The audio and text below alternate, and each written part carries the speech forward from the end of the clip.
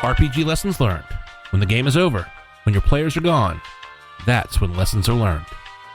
We are at RPGLL Podcast on Twitter, Instagram, and Facebook, rpgllpodcast@gmail.com, and check us out online at rpglessonslearned.com.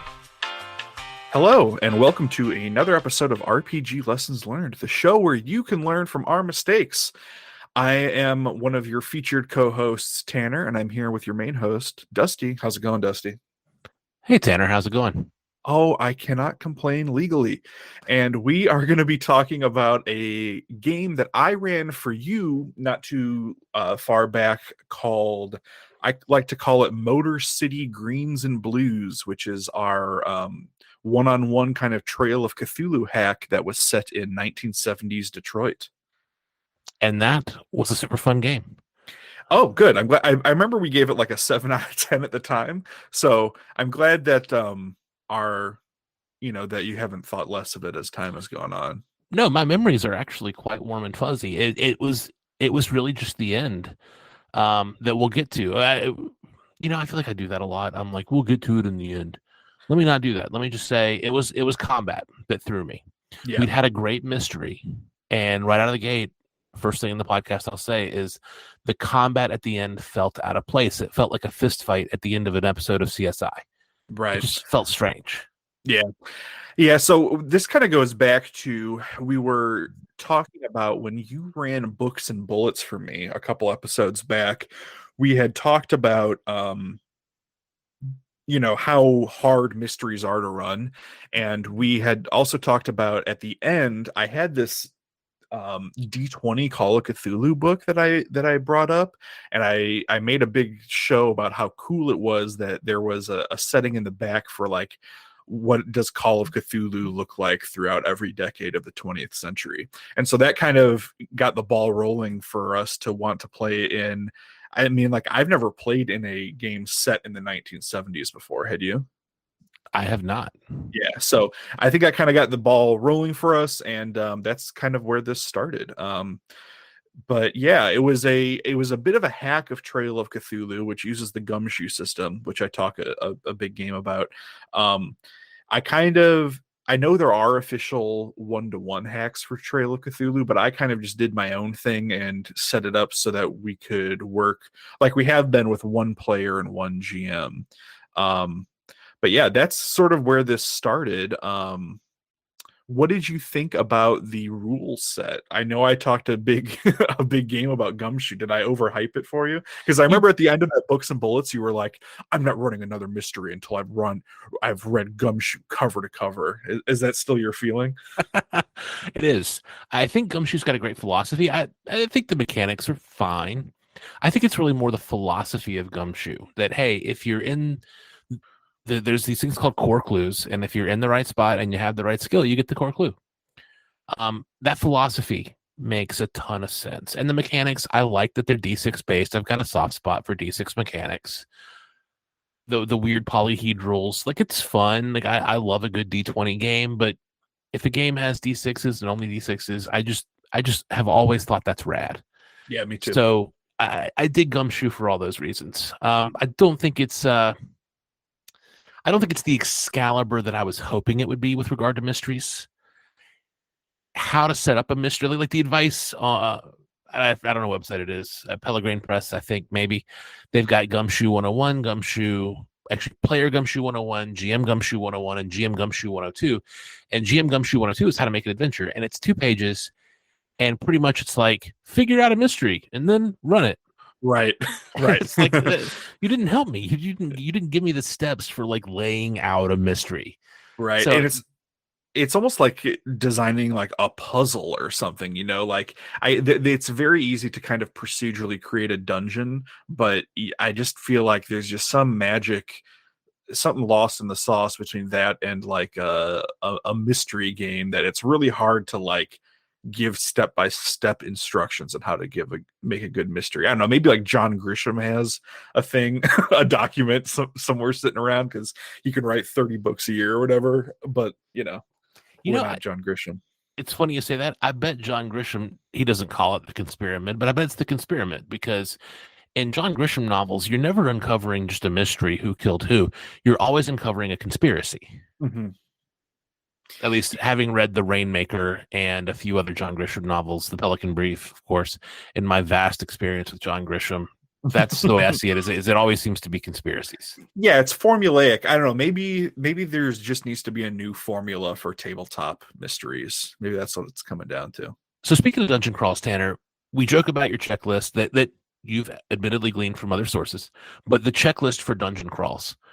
What's the checklist like for investigations? Is there a checklist that can help us figure out how to put together an adventure? That's a really great question. I guess we were kind of dancing around that, right? That like there are like I mean you're gonna have to have a good supporting cast, right? And you're gonna have to have a good set of suspects and an interesting crime and stuff like that. But the mystery genre is so much bigger than the quote unquote dungeon crawling genre, because if you say, "Oh, I like mysteries," are you talking John Grisham? Are you talking Agatha Christie? Are you talking, the recent like Knives Out, those two movies where the mystery is arguably not what the movies are about at all, like I feel like mystery is such a bigger can of worms that I think you really have to kind of dial in at what flavor of mystery when it comes to making a checklist, right? That's fair. But yeah, I mean, I tried to hit some big things here. So I tried to have an interesting crime that had a bunch of different parts that you had to kind of piece together. I tried to have a couple of interesting suspects. Um, I tried to do something that, the scene of the crime wasn't quite what it appeared to be at first glance.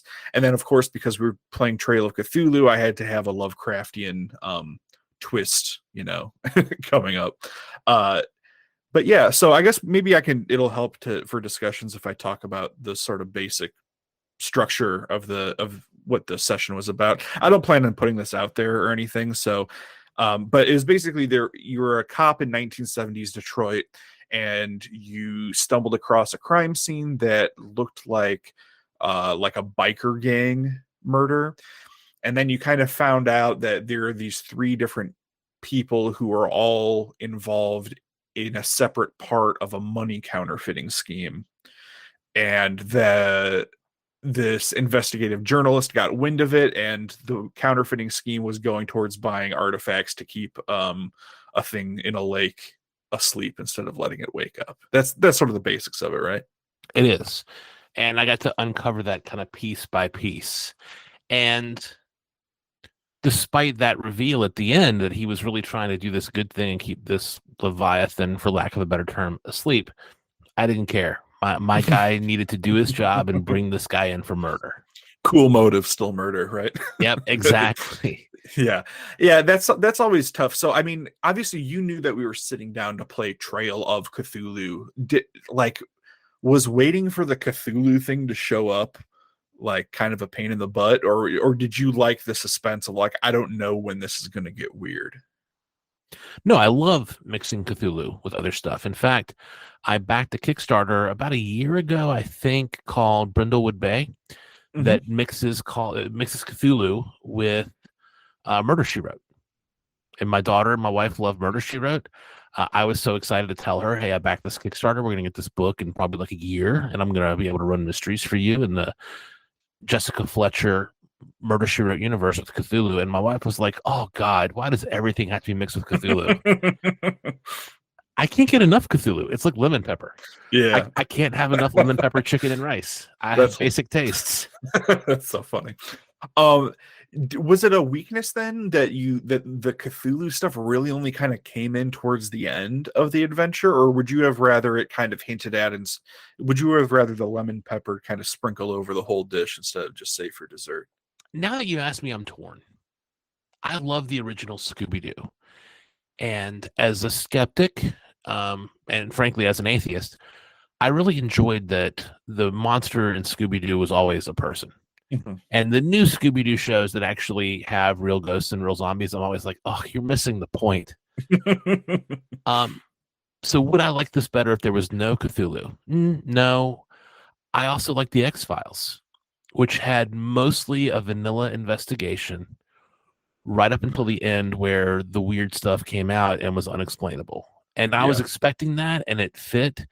You know, now that you're saying it, if I gave you one bit of advice, it would be do what X Files does and start and end on the Cthulhu. Hmm. You ended on it. Maybe if there had been like some kind of weird thing at the beginning and then a mundane investigation and then more weird stuff at the end, it would have really used that X Files formula. Yeah, if I think from all of the written Cthulhu adventures that I've seen, at least, and I've only really seen the well-regarded ones, I think that's kind of their formula too, where it starts with something a little bit unexplained. I mean, that's how a good mystery should start, right? With questions.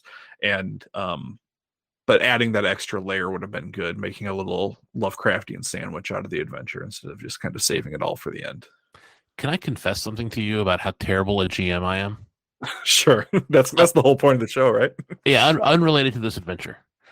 In classic Call of Cthulhu, I'm terrible at transitioning from the investigation phase where you're like in the library looking up news articles to the actual adventure.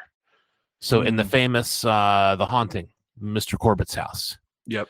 there's that whole beginning part where there's all these articles you can uncover. There's all these newspaper articles and listings, and I forget what all the handouts are, but there's all these handouts that you can discover before you go to the house, and you run that part of the adventure, and then the rest of the adventure's in the house. I'm terrible at like telegraphing to my players, "Hey, you're done. You've Hmm. got all the handouts. Get out of the library and go put yourself in danger." I can never make that transition ever.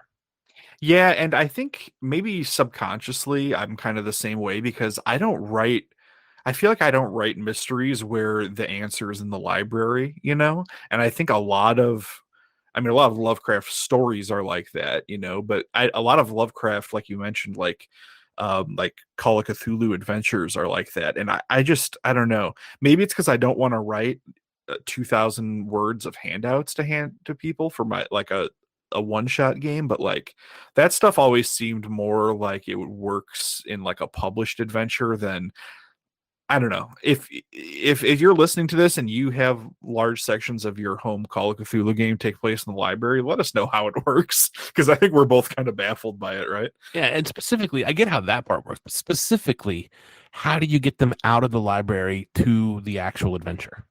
I guess you just have to give them like kind of I mean, we've talked about this like every good one shot should have a timer on it, right? That like if you don't do this by this time something bad will happen. And I guess you just have to make sure that they know that the info that they get is actionable intelligence. It's something they can do something with and set them on their way. But yeah, maybe you just have to have the right group to get that too, you know? Or to your point, limit it. Yeah, Yeah. everyone gets to make two checks before you get to the adventure, but then we're starting the adventure. Yeah. Yeah.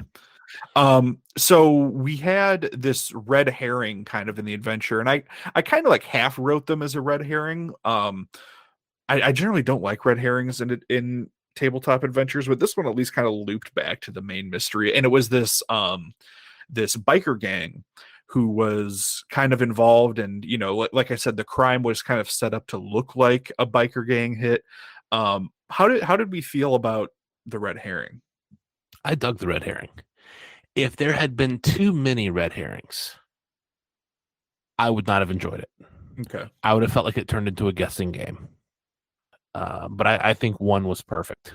Okay, that's good. So yeah, maybe if you're going to run a game, you know, really kind of use those sparingly, I would say, because it's one thing if like you're watching an episode of CSI and there's a suspect that isn't what they seem and you get to kind of learn more about the characters on the way and then that kind of points them. But like it's really easy to feel like your time is wasted at a tabletop game, you know? If it's a true dead end, you know. And I tried to make it so that this one wasn't at least a dead end. He could at least, you know, point the finger or point the finger at somebody else. I guess I'm in the mood to add a lot of things that I'm going to edit out later. But a couple things. One, my first exposure to the phrase red herring was, fun fact, from the New Adventures of Scooby-Doo, where they literally had a character named Red Herring that Freddy always accused of being the criminal. Kind of great. Yep. But that's how I learned what a red herring was. But two, question for you off the script. Have many people run adventures for you, or have you mostly run them for others? I mean, I'm usually the GM for our group, but I mean, I've played. It seems like probably like a 70-30 split of like me running versus having played at this point, but I've played a lot of stuff though too. Let's take a step back and ask a fundamental question then. Put yourself in this place. Like, oh, I'm going to do the classic thing. All right, Tanner, close your eyes. You are about to enter a good friend's house. I don't know who the friend is. You pick, and they're going to run a mystery game for you. What are you hoping to get out of this evening? That's a great question. Um, I kind of want I want to feel smart, not stupid. And I feel like that's a very fine line when it comes to a mystery or a puzzle or something like that. You know, there's puzzles in like video games that make you feel stupid when you figure out the solution or mad, but there are puzzles that make you feel clever. And I want to feel clever and I want to, you know, be able to get this clue over here and this clue over here and say, wait a minute, these don't add up. And you know, I guess that maybe I want there to be kind of like a mental puzzle, a puzzle box that I can kind of piece things together. Do you feel any anxiety? And I'll confess, when we went to play this adventure and you were running a mystery for me, I was like, God, I hope I'm as smart as he thinks I is. I hope Tanner doesn't walk out of this game going, oh my God, Dusty's an idiot. Do you feel that anxiety at all when someone's running an adventure for you? I not nearly as much as when I'm running. I feel like my anxiety for GMing is way higher than it is for playing. That's fair. I had more anxiety around playing. My Interesting. anxiety for GMing, I feel like I could, like the Columbo adventure. I was like, this is like 50-50. I'm not sure if it's going to go well. And it went okay. Not great, but okay, as you've heard. But I knew if it didn't go well, I could just be like, yeah, I made these structural mistakes putting it together. It never occurred to me that it didn't occur to me that there might be anxiety on your side of the table until I went to play in your game. And I was like, oh man, I hope I figure everything out. That's super interesting. Yeah. I don't know. I whenever I run adventures for somebody who isn't my home group, I do try to kind of run it by somebody and be like, hey, I'm doing this mystery. It's kind of like this one episode of this one show where they kind of put together that there's a counterfeiting ring from these three things. Like, is that like clever enough? And you got the counterfeiting thing. As soon as I talked about the plates and the ink, you're like, oh, I figured out what's going on.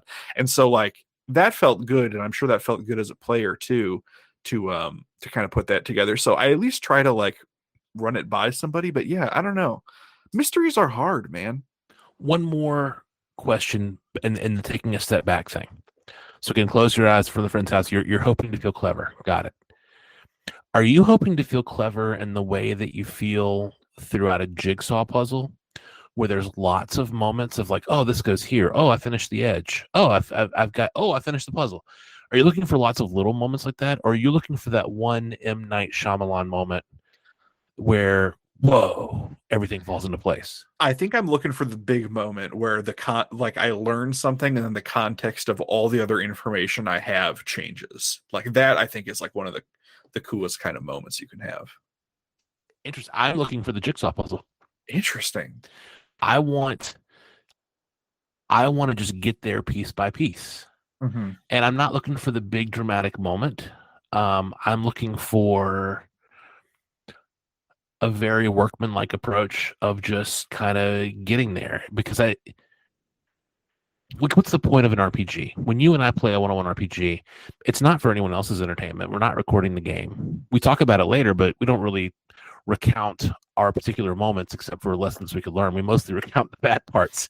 So we're not out to entertain anyone, except for like ourselves, right? So really the point of it is kind of the role play and coming up with a story, and frankly building some memories for some things that just don't happen in mundane life. Right. And for me, I think the best memories come from enjoying every moment of the game, which is why I'm looking for constant little puzzle pieces instead of not enjoying the game until the very end when I get the one big reveal. Yeah, I shouldn't say that I don't not enjoy mysteries until the big reveal. Like I do have fun stuff piecing it together, but that's definitely the memorable part for me. If we're talking about like purely playing RPGs to make memories, like that's the real big payoff for me. It's interesting. And like the thing is that like I don't know, again, comparing mysteries to dungeon crawls, it's like I don't can you have this deep of a philosophical discussion about what makes a good dungeon crawl? Like what's your favorite part of the dungeon crawl? I don't know. Mysteries are just such a different beast, I think is what we're running into.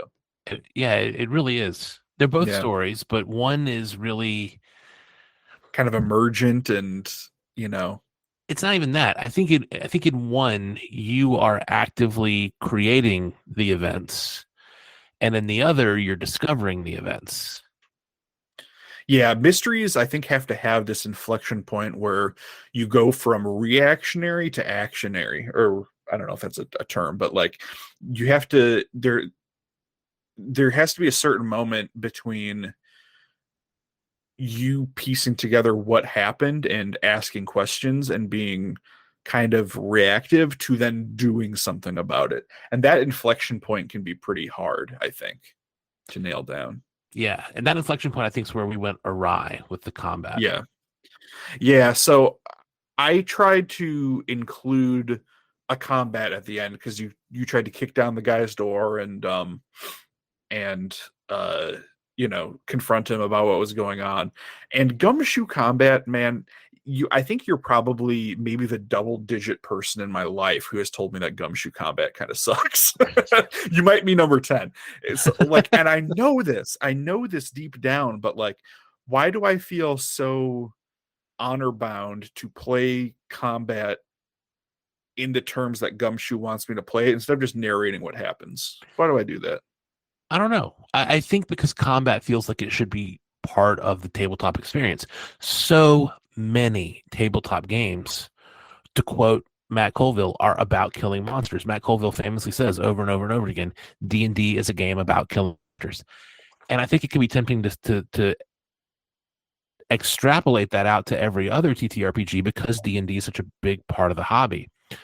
But for me, a mystery game's over not quite the moment you figured it out, but the moment you figured it out and you have proved it to someone enough that you know the suspect is going to get quote unquote justice. That's Right. when it's over. Yeah. So maybe I should have just exercised some more restraint when it came to what I wanted a climax or finale to be. Like I kind of always want one to be explosive and punchy, but maybe mysteries don't always have to be about that, you know? And you know, dungeon crawls emulate low fantasy, right? Kind of the grim dark, low fantasy pot boiler, event driven, plot driven stories.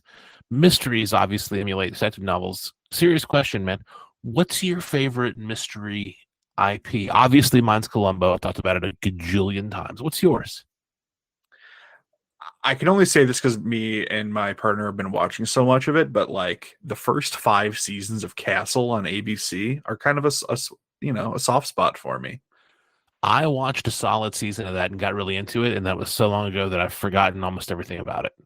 That's kind of where I was at too. I'm like, I remember loving this, but I don't remember what happens in every episode yet. So it was kind of fun to revisit. But yeah, it's about um one person who kind of doesn't have any authority but is pretty sharp, and another person who is really sharp but kind of thinks within the box, and the buddy cop nature of that was always kind of appealing. I don't know, maybe like would this have been better? So this is a one-on-one game. I'm not sure if I mentioned, but like would this have been better if it was a buddy cop thing if we had two players and one GM? No, I don't think so. I No, tried to give you a pretty robust kind of supporting cast that was to brilliant. lean on. Okay. That was super brilliant. Yeah, it's for I think one on one's the right way to run a mystery. I won't think I think a group would be harder actually, but the supporting cast was phenomenal. What a brilliant idea! And then we had fun with it. I had fun with it. I need a real strong character to play, and I need things that are not like me to like latch onto and have fun with. And one of the I think I like running gags more than I like character arcs. I don't want my character to necessarily grow. My character largely is who he is. And the running gag that I asked you, hey Tanner, do you mind if we do this running gag? Was my guy was a total scumbag now and couldn't get a date to save his life, but clearly, like 5 or 10 years ago, he'd been some kind of like Casanova. Because my ask was, hey, can basically like almost every woman we meet somehow be my ex that now hates my guts? And you Right. were like, sure. Which is very appropriate for a kind of seedy 70s cop show that, you know, maybe didn't fly today. And I really enjoyed like having a running gag that we didn't laugh at, but that was fun to play. Gave me lots of those little moments of fun throughout the adventure, and the supporting cast of characters played into that because several of them were female characters that we were able to joke about. Fine, I'll help you this one time. Mm-hmm. But no, that was a lot of fun. The supporting cast was brilliant, and it gave me access in Gumshoe to a lot of skills that weren't on my character's skill tree. Because in Gumshoe, you need this really broad base of skills. And a perfect way to make Gumshoe 1-on-1 is to give me access to a couple of experts, kind of like Greg in the lab in CSI, that I Right. can call upon and get help from.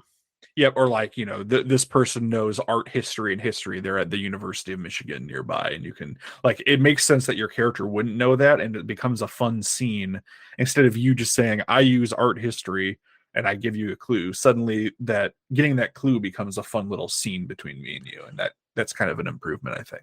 And you limited it. Like I could only call like what like it was like Who Wants to Be a Millionaire rules. That had like 3 phone a friends. Yeah. Or I think like each person had like maybe 5 or 6 skills, but you could use like 3 points or like 2 points from one of them, except maybe your partner who had a couple more. But yeah. Got it. Um, yeah. So you feel like getting to the conclusion, learn some lessons, or is there anything else you wanted to mention? Let's hit the show notes and make sure we've got everything. Was the game fun to run? Did you enjoy running this game? I'll give it a solid kind of. um, I had fun coming up with the mystery. I had fun typing it out and laying out the adventure and thinking it through. But when it comes to mysteries for me, like I mentioned earlier, there's always this sort of anxiety at the back of my head that I'm really afraid of you running off the rails and latching onto the wrong thing I mentioned and stuff like that. So I think maybe that leads to my games feeling a little bit more boilerplate because I really want the path forward to be clear. But either way, it just takes a lot of energy to keep it focused from my end, at least. Difficult question, but I want you to be honest. Do you and I have good game chemistry? Because thinking back over this is the 11th, I think, episode that we've recorded. Thinking back over these last 11 episodes, a bunch of the games have been duds. Do you and I have good chemistry or not? I think so. I mean, we kind of got together because I liked the way that you so frankly talked about your games. And, you know, you and I kind of got into talking and playing games because I like your approach to analyzing and kind of, not killing your darlings, but taking a hard look at kind of what you're doing right and doing wrong in an effort to get better at stuff. And I think that we're kind of tough critics after the game, but importantly during the game, I think we're both very understanding of one another and we're really willing to kind of step outside the game and say like, hey, this isn't working. Let's do this and we'll kind of get on the right track if something like that came up, you know? So I think it kind of comes down to our in-game demeanor being understanding and then kind of our out of game demeanor being more critical. That's a great way to put it because I end every one of our games with a big smile. Like I am walking around the house smiling like an idiot, like go grab a drink of water or whatever. I tell my wife about the game, and it's always fun. Like even when we rate it, 7 out of 10 or 6 out of 10, or as you said, a solid kinda. Um, the game's fun. I think you're highlighting something though that I feel when I GM, no matter who it is. I'm so worried about making sure it's fun for them that I forget to have fun as a GM.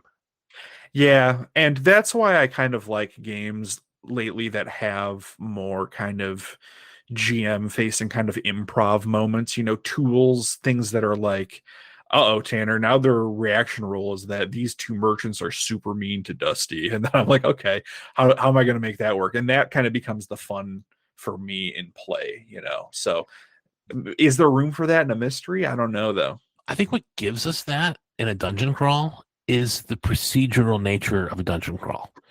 Hey, there's a roll to listen at the door. There's a roll to open the door. There's a roll for traps. There's a roll for reactions. There's a roll for morale in the fight. And I think a narrative emerges from that, and it's giving both of us all these prompts to like play off of. And if things go terribly awry, if we're ever playing Scarlet Heroes and my character dies, I don't think I'm going to be like mad at you. I think we'll both just be like, well, we procedurally generated a story. We did the best we could to make it make sense by reacting emotionally and giving those procedural results emotional context. And if he dies, he dies. To quote even Drago from Rocky 4, I think this is missing that. Yeah, and I think that a lot of mystery writers, whether for TV or books, would really kill for an audience that believes anything could happen at any moment. But ironically, we kind of only get that in dungeons in play, don't we? Like in practice. Do we still want to chase this mystery dragon? I think so. I feel like I don't even have a good grasp on it yet, truly. And I would like to at least see where the summit is and see how achievable it is. Because right now I feel like we're I mean, we're having fun, but I do feel like we're not really having many true revelations about how to make them work better yet. I still feel the way I feel in like the first hour of a Final Fantasy game, where visuals are pretty and gosh, that moment was kind of cool, but I have NFI what's going on. Yeah, a lot of good proper nouns and crystals happening, but yeah, I'm not sure where this is going. All right, so we hit that in the show notes. Let's see what else. The Lovecraftian twist, we've got that. The setting, did the setting come across? Yes. Okay, good. Because neither of us were alive in the 70s. So I kind of had a free reign to do a movie gritty version of the 70s, right? Well, fun fact, neither of us were alive in the 1300s or the 1100s either. I think it's all about verisimilitude. And does it feel real? And I think we've both seen enough 70s TV, or I know I have, with the Columbo love that I often espouse. Yeah, I got to play a seedier version of Columbo in Columbo's classic milieu, which is the mid 70s. I loved the setting. It came across great. I think you did a great job portraying the 70s. We didn't do like sideburns and mushrooms and marijuana and bell bottoms, Oh, but I was where I was doing all that on my end. I don't know about you. but like seedy urban 70s. Yeah, that was Yeah, it was kind of like the decade where like urban blight really kind of hit, you know, Americana, and it was kind of the dream of the 60s dying. And at least these are the stereotypes that I was leaning into. And we even had some kind of interesting fallout from Vietnam War era stuff with the main suspect, right? He was an old Delta Green operative. So I tried to like kind of hook it into things that were real at least. the combat at the end. We've got a thing in the show notes that I really want to say out loud, which is we don't see the CSIs kick ass in CSI. We don't see Sherlock Holmes kick ass, with the notable exception of the Guy Ritchie films. Columbo, never cuffs his suspect, never draws his gun, famously rarely carries a gun. Jessica Fletcher usually has a gun pointed at her by the murderer, but someone else intervenes and saves her. Um, I don't see combat. Just the combat in a mystery just feels weird to me. I'm not sure there's a good way to layer in combat unless it's like a fighting mystery where the mystery happens the whole time throughout the combat, or sorry, throughout the adventure. It's kind of like a James Bond film Mm-hmm. where he's like gunfighting his way to the clues. Maybe that could work, but like saving the gunfight to the very end just seems strange. Yeah, and I will say, combat feels a little bit more, less out of place in Night's Black Agents, which is the one about Jason Bourne fighting vampires. But even then, if you're getting into combat, it's kind of a mistake. Like it has almost an OSR kind of sensibility of like you should set traps and you should never if you're fist fighting a vampire in that game, you've already messed up somewhere. So yeah, maybe I just need to have kind of that approach to mysteries as well. But yeah, I think I guess let's get to the lessons learned. So lesson learned number one, ask yourself, does your session need combat? And Yeah, in this case, I don't think it did. for a mystery game, yeah, not every game has to be about killing monsters. My wife has asked me over and over, "Hey, are there any RPGs not about killing things?" And I'm like, "Not on my shelf." Yeah. Yeah. Yeah. And then But also, next lesson learned: lean into a fun character. If I don't have a fun, I'm not the world's best character arc person. I don't want to be. But I want to have a strong sense of who I'm playing, and I want to have a few running gags that I can rely on, like an old TV show. And the gags don't have to be like funny and take away from the game. They can add to the drama. I don't mean gag like haha. I mean gag like, kind of a running reference. But figure those things out and just like lean hard into a character for a one shot and have fun with it. I had such fun with this character. that's really good to hear. And then lesson learned number three, I bet this one will come up again. Mysteries are hard. We're still trying to figure out our formula for me and Dusty to make them work. And we have some plans to explore that in the future. But I imagine at the end of that session, we're going to say mysteries are hard. That's my prediction. The last thing I want to say before we close out is we've been putting out episodes during all of the OGL drama and not saying anything about it. That's because we recorded those like before Christmas. Mm-hmm. Our last episode that you would have listened to, we would have recorded before Christmas, and we're recording this episode on February 3rd after all the OGL drama has ended. So if you've been like, gosh, why have Dusty and Tanner, my absolute favorite RPG podcasters, not been commenting on this drama? First of all, you should find some other favorite podcasters. But second of all, it's because we didn't have a chance to. We record so far in advance, and I'm not one for drama anyway. Yeah, if us famously having our finger on the pulse of the industry, yeah, go somewhere else for that. We play old games for our own reasons. Yes. I'm going to get a shirt that says that. Thank you for listening. People call them postmortems, evaluations, appraisals, reviews, retrospectives.